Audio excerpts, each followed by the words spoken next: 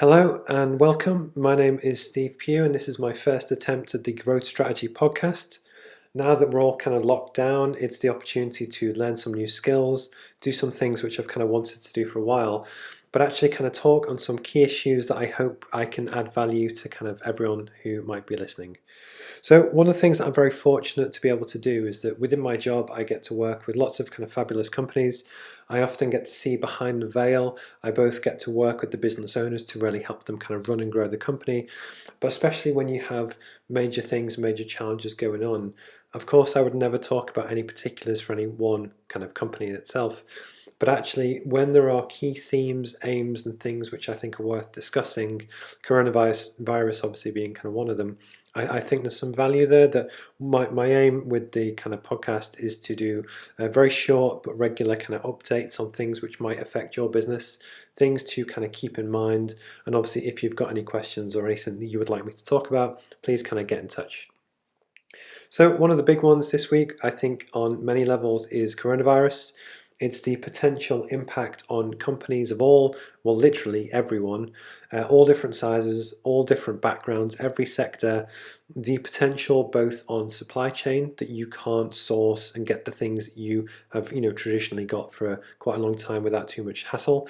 But then also, the worry about payments. Are people going to pay you? Are you going to be able to pay your staff? Are you going to be able to open the door? And basically, whilst everyone kind of fully understands the situation, one of the things that we've been doing is actually with every company, I always believe it's sensible to be prudent, look at all of your costs and your current position, and really get a real good understanding on your current environment. Once you kind of know where you stand, and this is everything from your creditors, your debtors, your wage obligations, your sales pipeline, things that you physically have to manufacture. So especially in the kind of offshore energy space or anything where there's a very time critical delivery, there's a very important part to play to really kind of speak to your suppliers, your buyers, and everyone in the supply chain just to understand the best possible way to kind of move forward. In relation to, there's been a lot of chatter to do with the different staff retention schemes.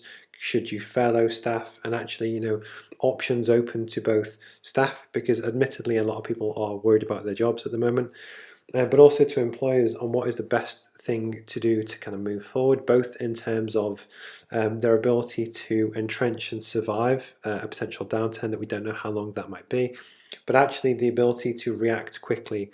The one thing that I would say is always get good advice. The advice from the government is changing on a daily basis. For instance, we've had the different schemes come out. It was only yesterday that the support for sole traders and self-employed was also announced. But the best possible thing you can do, pay for good advice that puts you on the right track to then, as of today, make the best decision you can. Often it's always easy to just ask a friend or look on Google, but actually it's the specifics to your particular company is crucially important, even down to your own employment contracts. Potentially furloughing staff could be a variation on contracts, and there are different things that could come out there. But actually, good solid leadership of the situation is always good. So one of the things that I've really kind of seen, I've been trying to help with this week, is it's the leadership and the control around the situation. So it's really trying to understand who you are, what support is available, what can you access, what is best for your business to do. Should you react? Obviously, nobody wants to overreact and potentially lose resource in case this kind of disappears in 2-3 weeks. But actually, what's the best thing to do? And then actually, how do you communicate that internally within your own team and within the kind of business, but also with your stakeholders as well? One of the approaches that I've been taking is almost treat it as a constant iteration of look at the environment, look at the latest information, and basically make the best judgment call you can based on what you have at the time. I think going forward, there's been a huge change with people starting to work from home. And work from home certainly more.